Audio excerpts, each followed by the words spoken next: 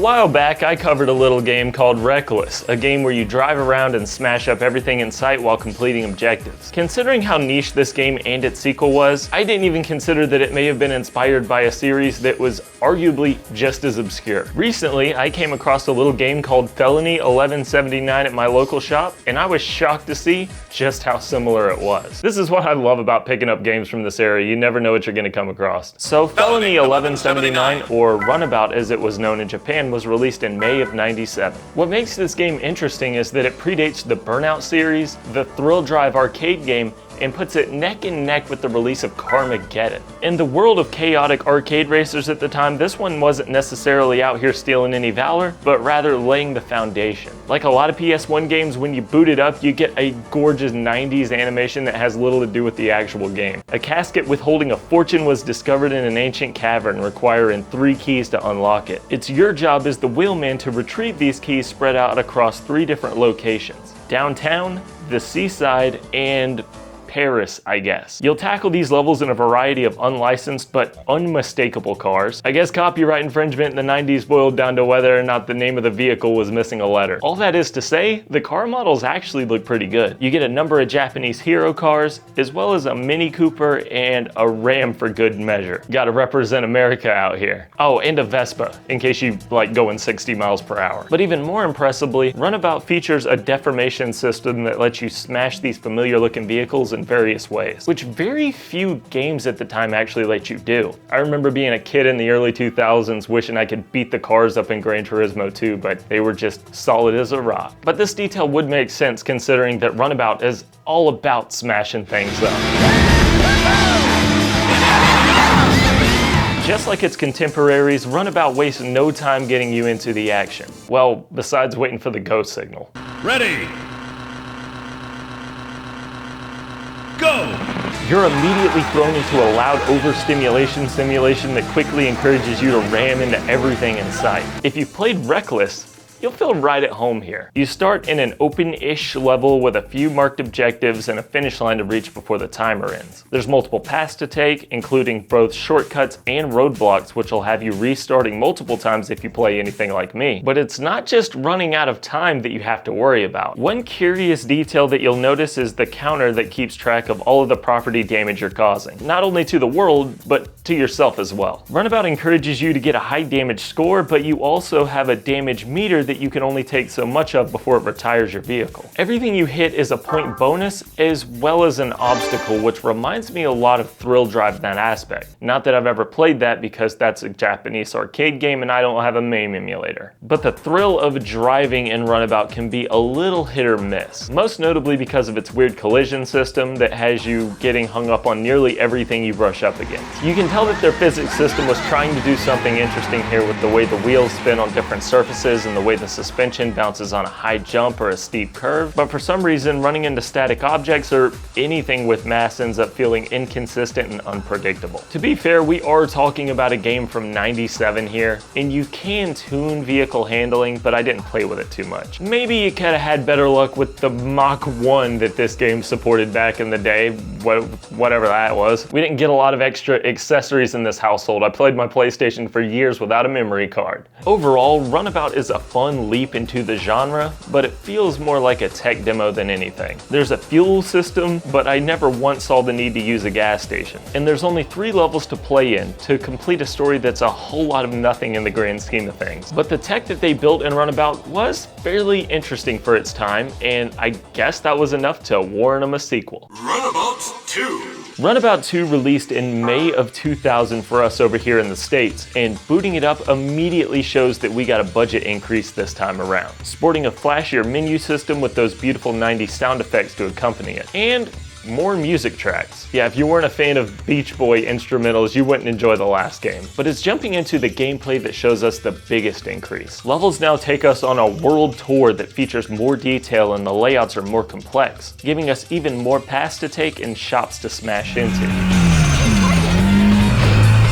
Driving around these levels is even better this time around with refined driving physics and significantly less frustrating collisions. Sportier cars and bikes can get a little squirrely, maybe a little too squirrely, but the NASCAR pace truck is always planted in the corners. For some reason they put the tachometer in the top center of the screen, which gets a little distracting, but the little GPS mini-map will keep us on track, and the fuel gauge is still as useless as the previous game. But while the fuel gauge and damage model haven't seemed to change much, the gameplay structure receives a notable bump in variety. Missions will have different objectives, like swapping between cars and memorizing patterns to keep things interesting. There's also secret trinkets hidden around the levels and rewards for meeting certain mission criteria that can be anything from a cup holder to a new car. Good luck getting those on your first try though. Like the first game, missions can require very precise driving and map knowledge. I'm talking finishing the mission with virtually no time to spare or not finishing the mission at all. I don't even see how you could beat the missions with some of these cars. I found the truck to be the GOAT in the majority of these missions, and even then it could be a struggle. So if you factor in any level secrets or doing any exploration at all, you can bet that's going to eat into that precious timer. It's almost uncanny how similar Runabout is to Reckless in that regard. Missions have also been given a little more attention this time around, with a mission list that'll change depending on if you fail certain missions or complete them within different time frames. There's also multiple endings, which was a little bit surprising. Not that any of this story is much more than gobbledygook though. The story in Runabout 2 is either suffering a lot from a botched localization or it's just completely incoherent to begin with. This is very apparent in your email tab, where characters ramble vaguely about the organizations they're a part of and why they trust you, the random wheelman, with saving the existence of the human race.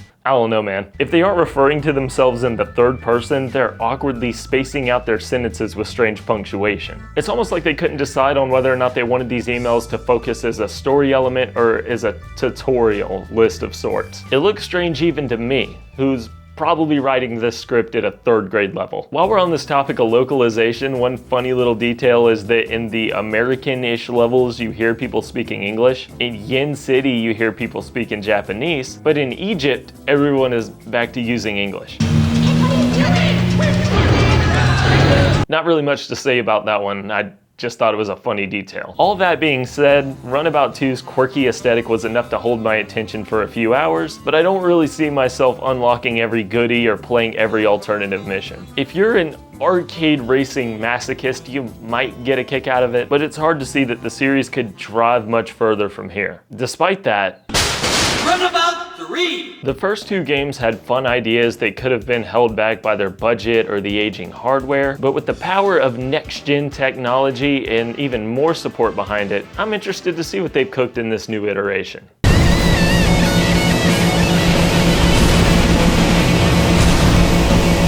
This might be one of the worst games I've ever played. I'm not joking. Runabout 3 was released exclusively on the PS2 in May of 2002. And unlike the previous games being set in multiple locations, Runabout 3 takes place solely in New York. Ironically, nobody in New York was probably playing this game because it was only released in Europe and Japan. Maybe the publisher looked at some of the competition and decided that the juice wasn't worth the squeeze. Okay, party time!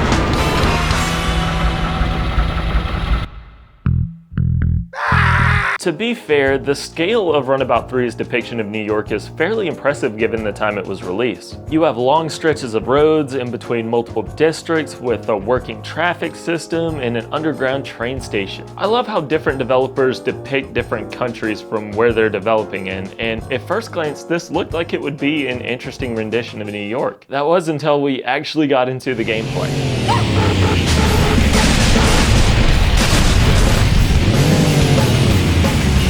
So the setup for Runabout 3 is about the same as the previous entries, but with no emphasis on a story at all. You take on missions in no particular order, doing random things like heading to a destination with your girlfriend, or heading to a destination as a taxi driver, or heading to a destination for whoever the Cat King is. Or, if you want to get real crazy with the gameplay, stalking a police chief's wife for 15 minutes and doing a little memory game at the end. I don't want this to come off as an exaggeration, but this may just be the most boring thing I have ever done in a driving game. In the second mission of this high-octane driving experience, you monotonously follow someone across the entire city as they travel by taxi, walk on the streets, and take the train station. I'm not sure if they intended for you to come off as discreet in this mission, because you absolutely aren't. You are taking a car down the New York subway as everyone around you screams in panic. But maybe this mission is just a fluke, and surely the other missions are gonna bring the action, right? No. It's like they decided to take the criticism of the previous games being too hard and completely crash out, self-sabotaging this game to be the biggest middle finger to anybody playing it. You spend every mission driving on long stretches of road with absolutely nothing going on, outside of avoiding the occasional road hazard. There are cops, but just like in the previous games, they aren't programmed to do anything but drive in a straight line until they pass you or run into something. So basically, they're just there to give you the illusion of some kind of challenge. I'm actually not convinced that there's really any enemies programmed in this game at all. In the taxi mission, you don't actually pick anyone up, you just drive from point A to point B. In a mission where you have to recover money from cars that stole it, you just wreck into the vehicles driving in a circle. It was actually surprising to see just how much of a challenge this game wasn't. I went from barely finishing a mission with seconds to spare in the previous game to barely wanting to finish a mission at all. I guess the biggest challenge of Runabout 3 is actually playing it. Let's go out and kick some butt. Get going!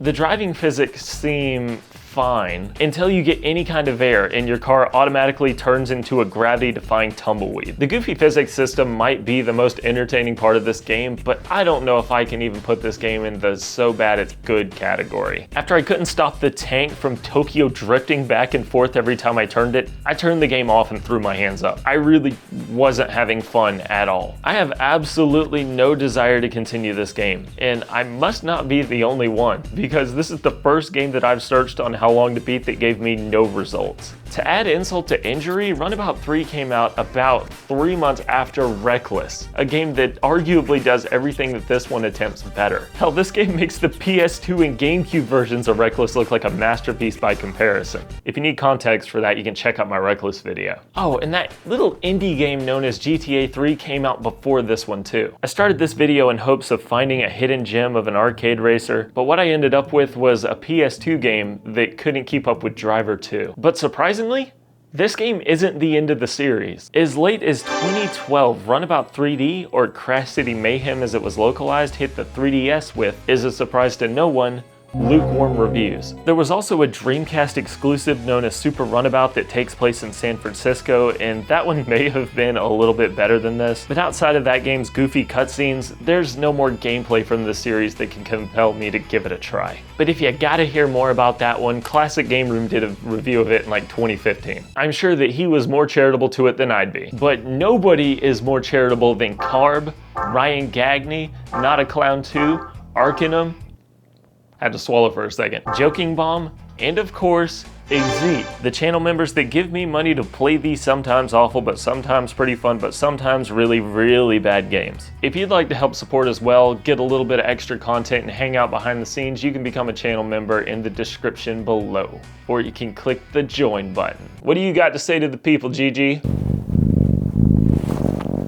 This guy wants to get into everything and I can barely get anything done, but it's okay because you are very pretty. If you're craving more goofy arcade racing content, go check out my Reckless video. Or if you want something a little more popular, check out my Burnout series video. Or if you want something bad, check out my Fast and the Furious games video. Thanks for watching.